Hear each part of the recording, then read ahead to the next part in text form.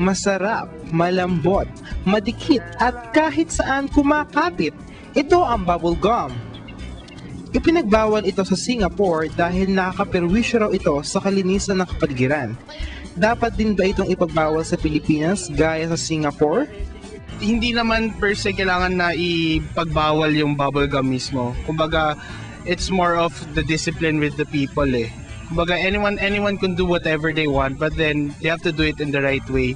So, more or less, kung may pagbabawal man, ipagbawal nila yung littering or i-implement nila na mas maayos yung kumbaga anti-littering laws nila. So para medyo mabawasan naman po ang dumi dito sa kapaligiran, mabawal na rin po dito. Yung bubble gum parang parte na ng mga buhay natin.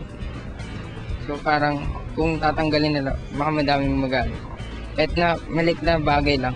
Siguro maganda nga ipagbawal na yung bubble gum kasi marami nga tayo nakita karaniwan sa ilalim ng mga lamesa mga nakastock na bubble gum. Siguro pwede rin para makatulong din sa pagpapalinis ka ng paligid. Saka yung mga wrappers, mababawasan din yun, yung pagkatapon. Sa tingin ko, dahil dumi lang yun at wala siyang magandang nadudulot sa katawan. I don't think bubble gum should be banned. It's just a matter of the people having discipline. We should be free to eat what we want to eat. I mean, bubble gum is just candy, so there. Dapat lang kasi nakakagabag ng tiyan at nakakasira ng ngipin. Madami naman pong iba pang nakakarumi sa ating kalikasan na mas nakakarumi sa bubble gum at sa tingin ko po yun dapat muna pagtuunan nila ng pansin.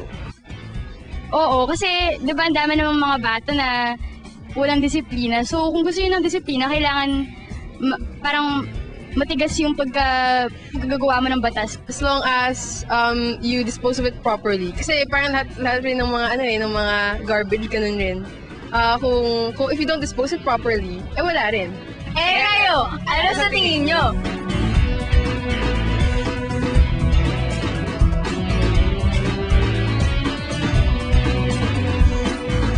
Ang Kabataan Express ay hatid sa inyo ng UNICEF.